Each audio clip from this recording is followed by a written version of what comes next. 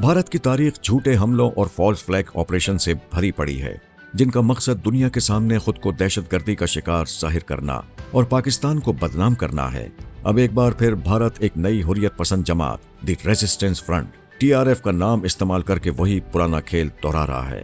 TRF को एक नई दहशतगर्द तंजीम के तौर पर पेश करके भारत बैनुल-अक़वामी बरादरी के सामने ये तासुर देने की कोशिश कर रहा है कि मकबूजा कश्मीर में दहशतगर्दी बैरूनी मदद से हो रही है, जबकि हकीकत यह है कि ये सब खुद भारत का रचाया हुआ खेल है, जिसका पाकिस्तान या किसी भी जिहादी तंजीम से कोई ताल्लुक नहीं है।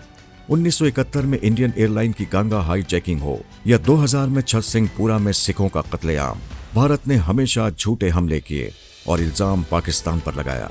खासतौर पर छत सिंहपुरा कत्लेआम उस वक्त हुआ जब अमरीकी सदर बिल क्लिंटन भारत के दौरे पर थे और बाद में कई भारतीय अफसरान ने तस्लीम किया कि ये भारतीय रियासत का खुद साख्ता हमला था। इसी तरह 2007 में समझौता एक्सप्रेस बम धमाके का इल्जाम भी इब्तदा में पाकिस्तान पर लगा, मगर बाद में पता चला कि इसमें भारतीय फौजी अफसर लेफ्टिनेंट कर्नल प्रोहत और हिंदवाता गिरोह अभिनव भारत मुलव्विस थे। 26/11 मुंबई हमलों में भी कई सवालात ने जन्म लिया। ATS चीफ हेमंत कारकरे, जो हिंदवाता दहशतगर्दों के खिलाफ तहकीकात कर रहे थे, इन हमलों में हलाक हो गए। साबिक वजीर AR अंटोले ने कारकरे की मौत पर खुलकर सवालात उठाए। पुलवामा हमले में भी ऐसे ही खदशात सामने आए, जब साबिक गवर्नर सत्यापाल मलिक ने दावा किया कि हमले से मुताल्लिक मालूमात पहले से मौजूद थीं, लेकिन जानबूझकर नजरअंदाज की गईं ताकि इंतखाबात से कबल माहौल गर्म किया जा सके। अब 2025 में पहलगाम हमला और TRF के बढ़ते हुए जिक्र को इसी तसलसल में देखा जा रहा है।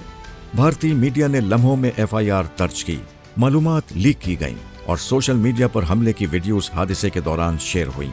भारत ने बगैर तहकीकात के इल्जाम TRF पर लगा दिया, जबकि TRF खुद ये ऐलान कर चुकी थी कि इस हमले से उनका कोई ताल्लुक नहीं है। ये सब इस बात का सबूत है कि सब कुछ मंसूबाबंदी के तहत किया गया। TRF जैसी तंजीमों को हवा देकर भारत न सिर्फ झूठा बयानिया बनाता है, बल्कि खित्ते के अमन को भी खतरे में डालता है।